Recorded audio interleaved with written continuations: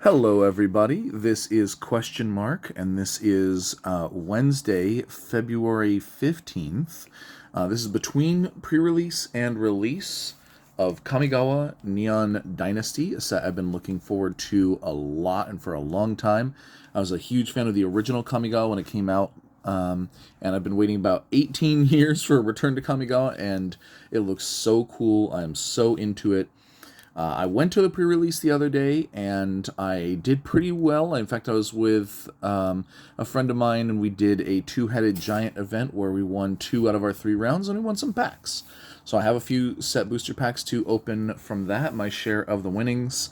And I also got a few secret layers in the mail here recently. So I'm going to be opening those up on camera, talking about them a bit. And you know, haven't heard from me in a little while. Well, there hasn't been a new set coming out for a little while, but I am going to try to get more of this set in the coming weeks or month or two, something like that. I want to get a collector booster box of this set. Just money's tight right now. But when I can afford to, I will, and I'll open it up on camera. I really want those shiny ninjas and samurai and stuff like that. I'd love to show it to you when I can. Till then, let's see what, let's see, I didn't think about what should come first, the secret layers or the packs. You know what, I think I'm going to go for the packs first. They're kind of the surprise. I don't know what's in these. So, let's start with a set booster pack here. Of course, there could be a card from the list in the back, and there's a bunch of new great cards added to the list for this set, including the Sensei's Divining Top and some ninjas and some Kamigawa cards like that. We've got a swamp art card. Okay. I love the swamps in this set. Well, I love all the basic lands in this set, basically. I'm not super thrilled about the tap lands, the life lands, but what can you do? Okay. Coiling Stalker. 2 mana, 2/1 ninjutsu. When it deals combat damage to a player, you may put a +1/+1 counter on target creature you control that doesn't have a +1/+1 counter on it. Oh, nice. You know what? This set is so smartly designed. Green has a bit of ninjas in it. Green also cares about modified. This is a ninja that helps out with modified. They're always killing 2 birds with 1 stone on these things. Oh, another alt art. This one, Sky Blessed Samurai. 6 and a white looks pretty bad, but this spell costs 1 less to cast for each enchantment you control. It's an enchantment creature human samurai, and you can't... I don't know if you can see in this art very well. In the other art, you can see it a little clear. This samurai is riding on a moth. That's a thing that the Araba samurai do in Kamigawa. They ride on moths. So that's why he's a flyer. And a 4/4 flyer for 7 is bad, but if you control a few enchantments, I'd say for 5 this is good, and you can get it down lower than that in constructed. So in draft or sealed, if you're doing a enchantment deck, this seems good, and in constructed, if you go really hard on enchantments, then it can still be good. Tamio's Safekeeping. I like that this is like a little heroic intervention. Target permanent you control gains hexproof and indestructible until end of turn. You gain 2 life at instant speed for 1 green. It's a really easy cost to just throw in there. If you've got a commander deck that really needs to protect its commander, this is exceptionally good protection. And I love that it's not like Swiftfoot Boots or Lightning Greaves where you get it out there and then people don't try to remove your commander. They try to find a way around it. Instead, they fall into the trap of attempting to kill your commander, and then you stop them. You foil their plan. So I really like that. And gain 2 life, just a little bonus. Wanderer's Intervention. We finally know who the Wanderer is, basically, the Empress of Kamigawa, though we don't know her name. Anyway, 2 mana instant Wanderer's Intervention. Deals 4 damage to target attacking or blocking creature. Instant speed. Once again, that's not bad for limited. I don't know if that has any place in Commander, though, the format I play. Spell Pierce. So this one actually kind of gets worse in limited in a way. I don't know. People are more likely to just have extra mana lying around that didn't work out exactly, that they don't need to spend.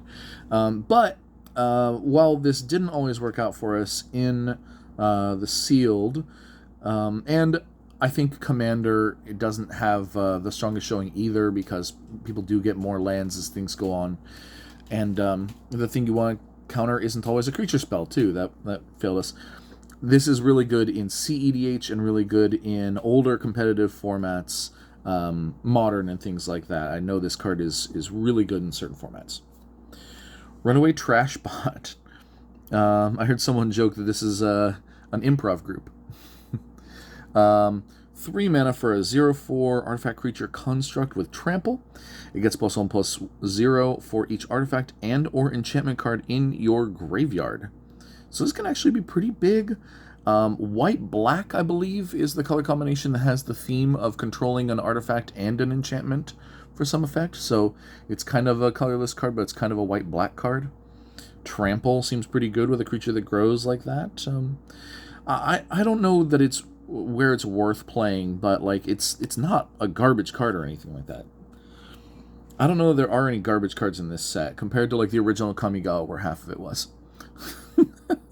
I love Kamigawa, but the block was underpowered. Assassin's Ink. I was just talking about how black-white has the theme of controlling an artifact and an enchantment. This is one of the black cards that does that. 2 and 2 black for an instant. This spell costs 1 less to cast if you control an artifact, and 1 less to cast if you control an enchantment. Destroy target creature or planeswalker. I like that this is one of the few cards in this color combination that benefits you if you have one, and benefits you more if you have the other. Not a binary, you have both, or you have, or you don't.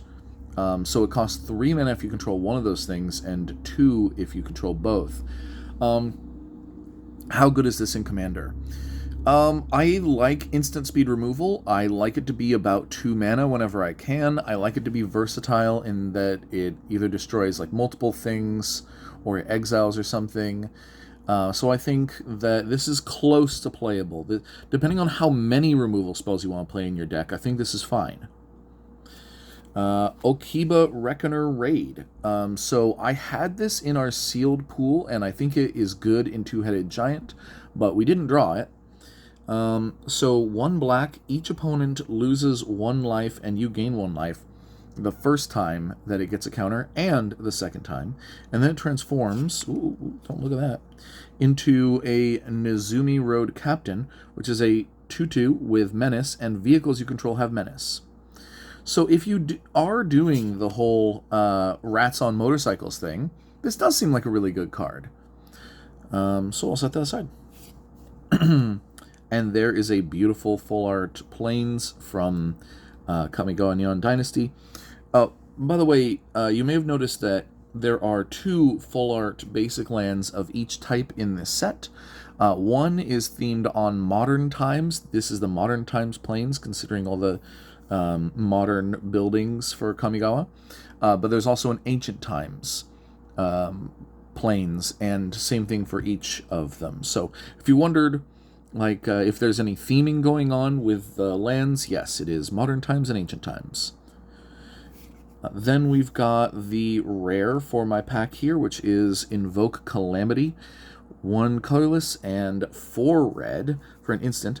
You may cast up to 2 instant and or sorcery spells with total mana value 6 or less from your graveyard and or hand without paying their mana costs. If those spells would be put into your graveyard, exile them instead. Exile Invoke Calamity. This one's a bit of a puzzle, and I haven't solved it. So I don't know how good it is. I don't think it's a particularly valuable card right now. I don't have a plan for it. But it's probably better than I know. And then coming near the end of the pack here, I've got a foil Guardians of Oboro, which I did not play, even though we could have in the event there. 2 colorless and a blue for a 3/4 Defender Moonfolk Samurai. There were no Moonfolk Samurai in the original Kamigawa block. Has Defender, and modified creatures you control can attack as though they didn't have Defender. A little underwhelming to me, but I'm sure it has its uses. Okay, and then a little tip card. No what do you call it? No card from the list in this pack. But we got 2 more. I'd really love to get a cool card from the list. I've gotten some of the worst possible misses from the list before. From a common 0-3 dinosaur to a conspiracy that you literally can't play in any format, to draft matters cards. When in a pack that can't be drafted. Rude as heck. So I'm hoping that I would get a really nice list card one of these days. Well, I've got a cat chewing on a cardboard box off screen right now. Cats love cardboard. This is a really cool piece of art. This is Blade Blizzard Kitsune. Interesting. Okay. And then we've got the swamp that the other art card was for. So that's nice. I am going to be playing a lot of these swamps, especially if I can get them in foil. I want that collector booster box so I can get these in foil. Then we got Jukai Trainee, which I believe is actually the only samurai in this set that has Bushido. Whenever it blocks or becomes blocked, it gets +1/+1 until end of turn. That would be Bushido 1. It kind of bugs me that Wizards has this theme, this thing where if they're going to use a keyword mechanic in a set, but if they use it a lot, like as one of the 4 or so keyword mechanics in that set, then they'll put it on there. But if they're just going to have a one-off here or there, and they've already got their like 4 or so mechanics picked out, then they will put the rules text, but not the keyword on there. So this could easily have said Bushido 1 in parentheses. Whenever this blocks or becomes blocked, it gets +1/+1 until end of turn. It'd be functionally identical in a lot of ways. And I don't think that actually increases the complexity in a negative way for people, because for people who already know what Bushido is, they don't have to read it. For people who don't know, the text will be there. And it just helps people like keep track to add it into a kind of mental grouping of cards that have Bushido. In this set, it might be the only one, but who cares? Put it on there. But the logic of Wizards is that any keywords add to confusion, even if they're returning keywords, even if they have reminder text. I don't agree with that. And what that then does is that a lot of cards in original Kamigawa, well, not a lot, but a handful, care about the creatures that have Bushido and those who don't, or that that care about how much Bushido they have. There's one samurai that gives like +1/+1 to each of your samurai based on the Bushido number they have. So this has 0, so it won't get boosted. So it just lacks synergy with the original Kamigawa block that could have been there. So that's why I'm going on and on about this like basic common. That's otherwise just good, by the way. In limited, I mean, you play 2-mana 2/2s every day. And then with upside, 2-mana 2/2s with upside, play them all the time. Then we got Aki Ronin, 2-mana 1/3, Goblin Samurai. Okay, interesting. Whenever a samurai or warrior you control attacks alone, you may discard a card. If you do, draw a card. Okay, so it's got a rummage ability on there, which seems fine, but I gotta say that the samurai theme in this set is basically exalted, but they wouldn't call it exalted. Again, it cares about warriors and samurai, which means that you might play samurai in a warrior deck, but you'd almost never play warriors in a samurai deck. It kind of dilutes the specialness of the samurai, and also really discourages you from attacking with multiple samurai. So you could field an army with samurai and then just attack with one of them, and that's, I guess, optimal. And in red, where red has never gotten exalted before. And also, when we played it in Two-Headed Giant, This whole mechanic is terrible in Two-Headed Giant, because a creature only attacks alone if your ally also doesn't attack with any other creatures. So if your combined army between the two of you attacks with just one creature and it's a samurai or warrior, then and only then does this trigger. So it's very narrow, it's very weak. It's unfortunate, because I've been wanting to build a samurai deck as long as I've been playing Commander. I've been looking back at Kamigawa block going, there's so many cool legends, I've read all the books, I love this world, and I want Samurai Commander to be a thing, and Ninja Commander. And they solved the Ninja Commander thing a couple years ago. They finally solved the Samurai Commander thing. They have 3 multicolor Samurai in this set that you can use as commanders, but none of them care about Samurai. None of them care about Samurai. The best you've got is one that cares about when a Samurai or a warrior you control attacks alone, which is not what the old Samurai want to be doing. So it's like, can you build a viable Samurai Commander deck? I know you can build a bad one. You can build a bad one now. Can you build a good one? I doubt it. I don't think so. And if you do, the Samurai are the bad cards in the deck. So I'm still a little peeved about that they didn't print just a simple, like, Samurai you control get +1/+1. Why isn't that?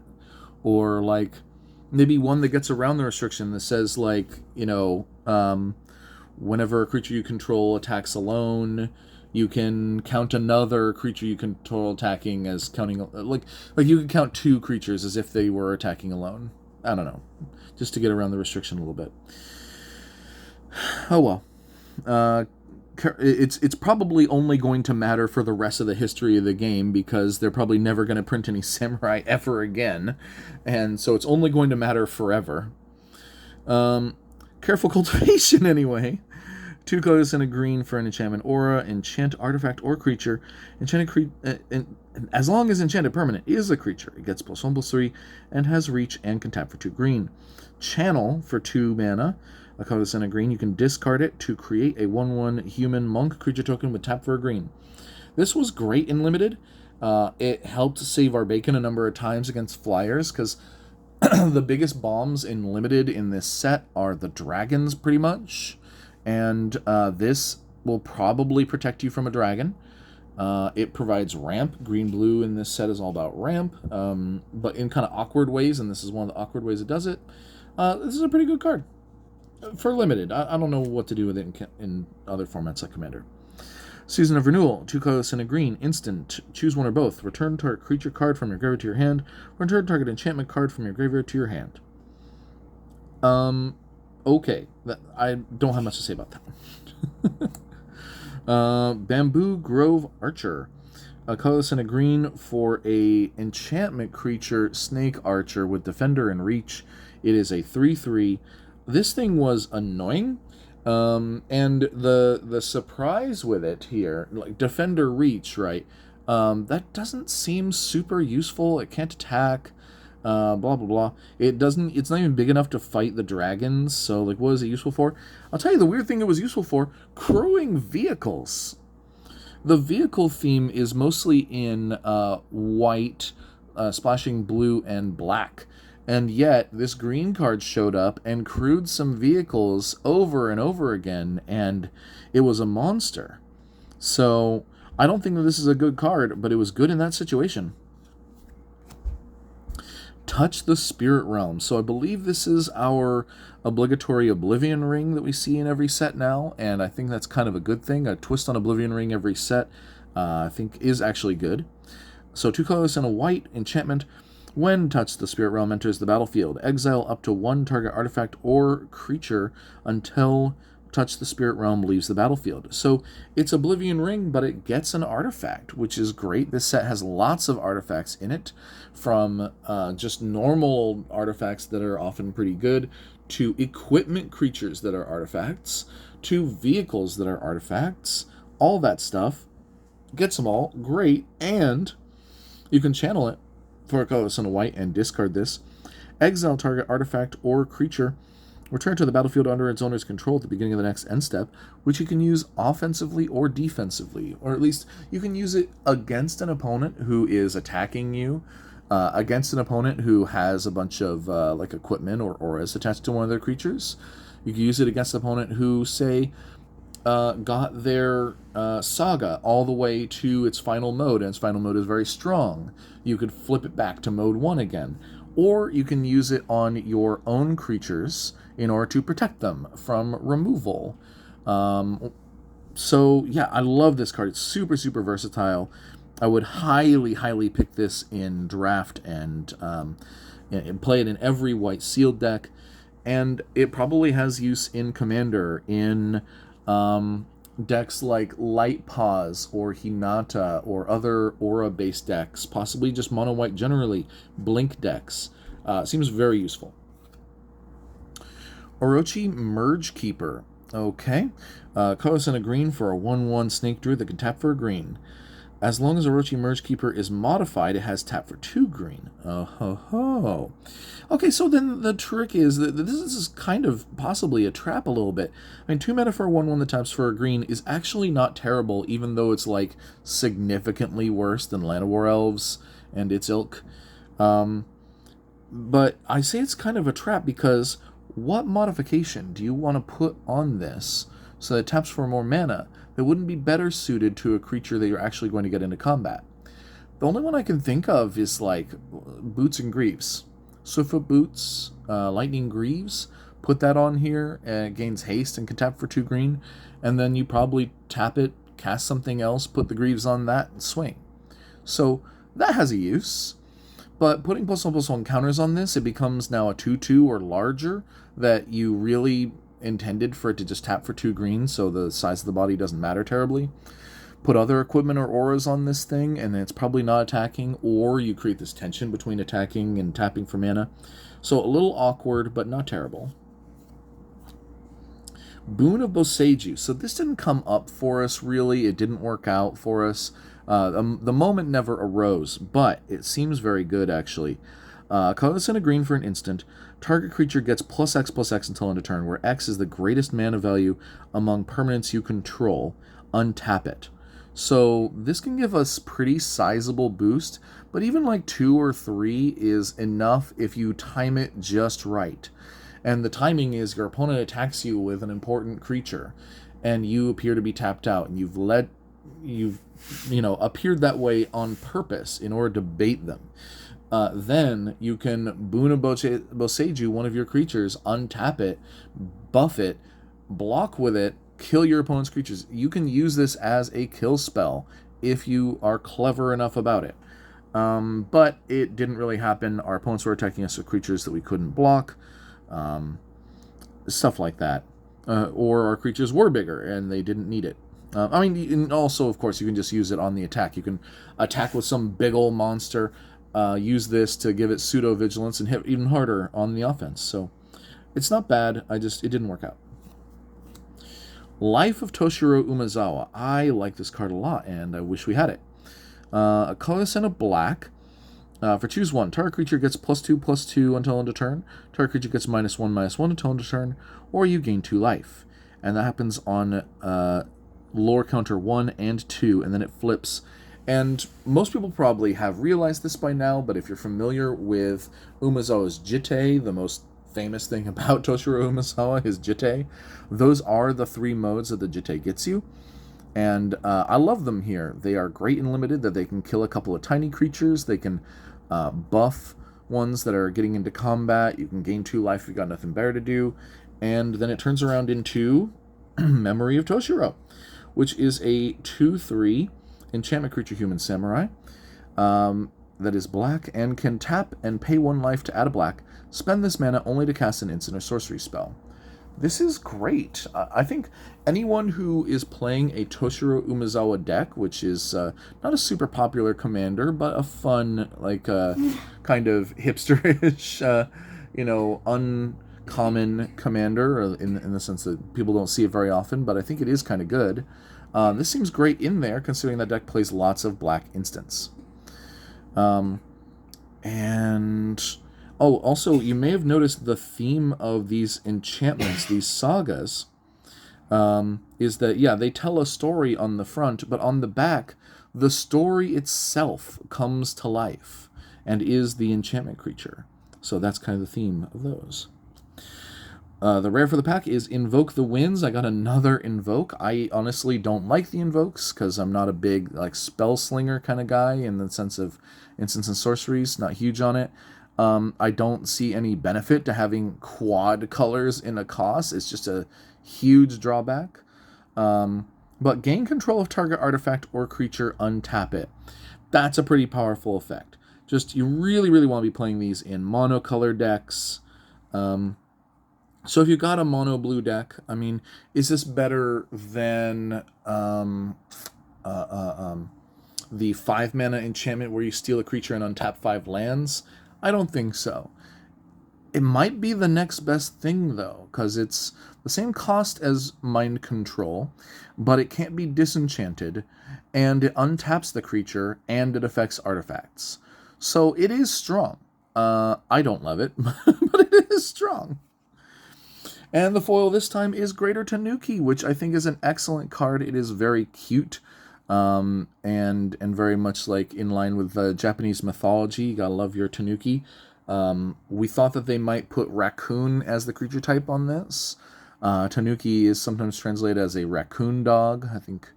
But they went with dog. I think raccoon has never been used as a creature type on a Magic card. So maybe that's why they left it off. Also, Dog Tribal needs more good tribesmen, and this is that.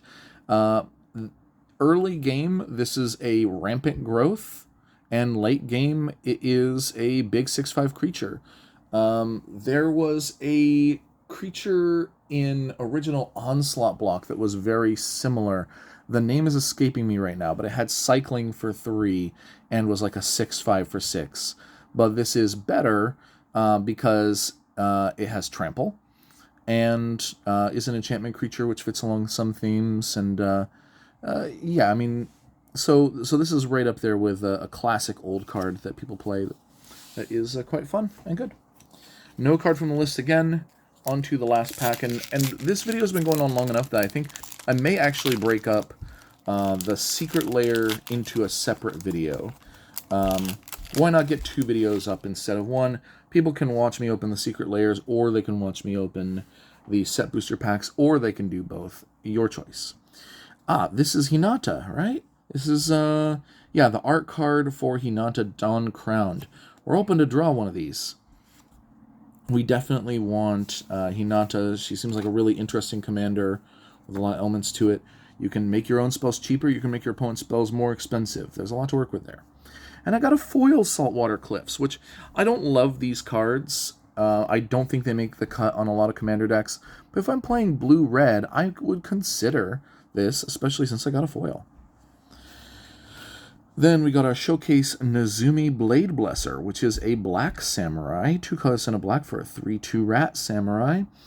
Nizumi Blade Blesser has Death Touch as long as you control an artifact, and Menace as long as you control an enchantment. Not bad, not bad. Moonsnare Prototype, 1 blue for an artifact. You can tap it and tap an untapped artifact or creature you control to add a colorless. A blue mana rock? I mean, sure, you have to combo something else with it, but there are other artifacts and creatures that you could easily... You can get around Summoning Sickness with this. You can play this on turn 1. On turn 2, play some creature and tap it with this for mana and something else.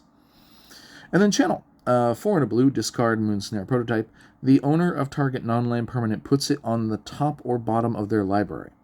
So I believe the way that this is worded is that the opponent then gets to choose whether they put it on top or bottom. I assume that most opponents will choose to put whatever... I assume you're getting rid of something good and they want it back, so they'll probably choose the top, but you never know. And it does say non-land. Okay, so I don't know how powerful this card is, but in a deck like, I don't know, your Urza kind of decks, this might come in handy. Not totally sure. Network Terminal. 3 mana for an artifact that taps for 1 mana of any color. This is in the long tradition of better manoliths, because manolith, after all, just says that. I mean, you're done? So, every card needs to be better than manolith to even consider playing in your deck. This one you can tap a colorless and another artifact you control to draw a card and then discard a card. I don't love it. That's a pretty weak effect to me. It's it's not card advantage. You have to pay mana and tap 2 other things. So I'm not big on this.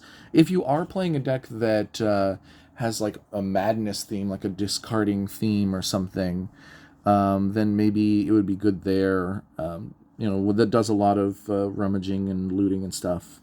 There might be a use for it, but generally I think no. Automated Artificer, a 2-mana 1/3 artifact creature artificer. And I don't think there's ever been one of those, an artifact creature artificer, especially not without some other type too. But tap to add a colorless. Spend this mana only to activate an ability or cast an artifact spell. Wow, this seems really good. We were brainstorming an all colorless commander deck the other day, and this is exactly the kind of thing we needed. This is a 2-mana mana rock that makes colorless. So yeah, this will go in your Kozilek style all artifact, pretty much colorless decks. And Iron Hoof Boar, 5 and a red for a 5/4 trample haste artifact creature boar.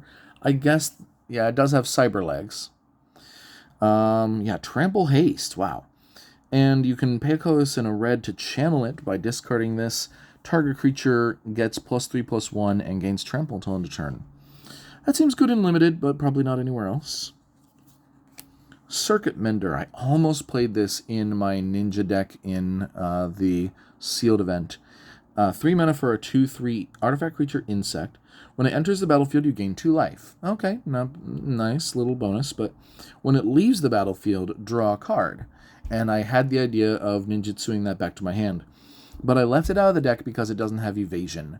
And you can only ninjutsu a creature that is unblocked. So if I attack with this, my opponents are probably going to have a pretty easy time blocking it. And if they know I'm playing blue-black ninjas, they're going to put an extra emphasis on it. And it's probably just going to die to something. So I didn't end up playing it. I had better stuff to be playing. Malicious Malfunction I also didn't run because we were going too wide. We had too many creatures this was backfire on. A colorless and 2 black. For a sorcery, all creatures get -2/2 until end of turn. If a creature would die this turn, exile it instead. Yeah, it's just going to backfire too much. We were the people they should be playing this against. Befriending the Moths. 3 and a white for an Enchantment Saga. Phase 1, target creature you control gets +1/+1 and gains flying until end of turn. Phase 2 is the same. Exile this saga, return to the battlefield. Okay. It turns into Imperial Moth with lovely art. Very delicate.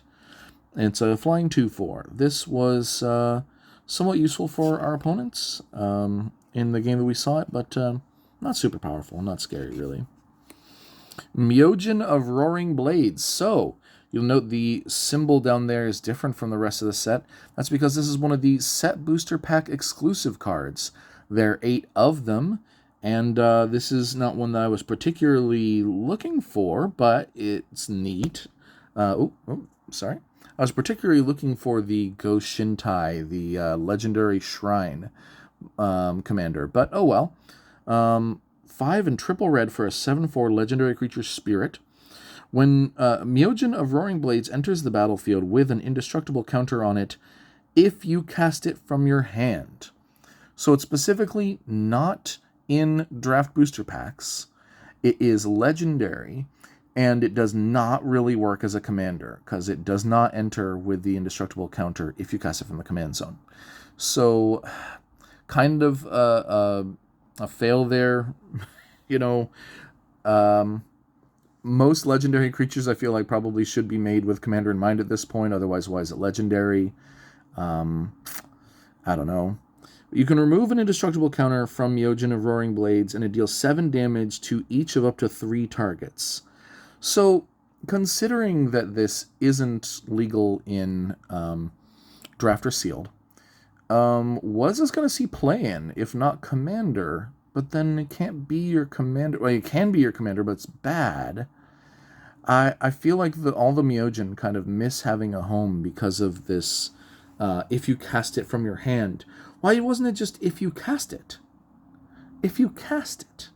So it doesn't get it if you resurrect it with, some kind of reincarnation spell, but you just have to cast it.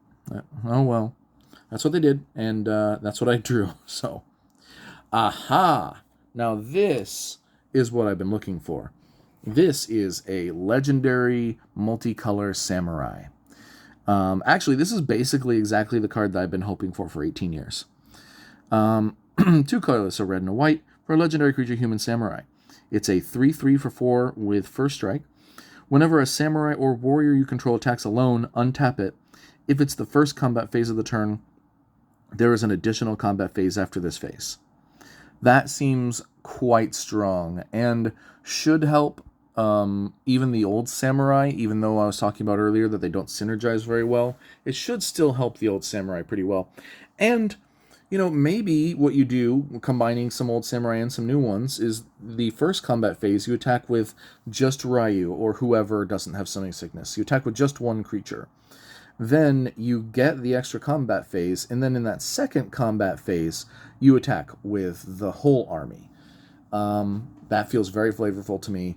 I'm considering whether or not this should be my commander for a samurai deck, or there is Ishin, who seems very, very powerful, but kind of encourages you to build a deck that is just about attack triggers and not about samurai, even though it does let you include some black samurai. So this might be the samurai commander that I actually build.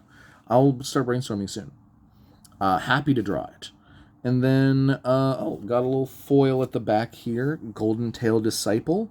Because Sensei Golden Tail from a long time ago. 2 and a white for a 2/3 enchantment creature Fox Monk. Interesting. Sensei Golden Tail, wasn't that the legendary Fox Samurai that taught other people to be samurai? And then this is not a samurai, it's a monk? But it's a 2/3 with lifelink. Students of the Kitsune-led Golden Tail Academy in a Ganjo are unparalleled in both martial skill and dedication to the imperial cause. Okay. And then that's that. All right. Well, those are the 3 set booster packs that I opened, that I won at the pre-release. I got to go over pretty much every card and talked with you about them. I hope you enjoyed our little conversation, our little dive onto the first look at Kamigawa that we got here between the pre-release and the release. I intend to put up more videos when I have more packs and things like that to open. Also, I'm considering working on more content besides just pack opening. So let me know if you'd be interested in any of that in the comments section. I'm a Commander player first and foremost, so I'm looking at some Commander deck techs, strategy discussions, maybe even some gameplay at some point. So let me know if you'd be interested in that. Otherwise, I've decided that I will make the secret layer opening a separate video because I've gone pretty long on this one. So I'll be uploading that next. See you soon. Take care.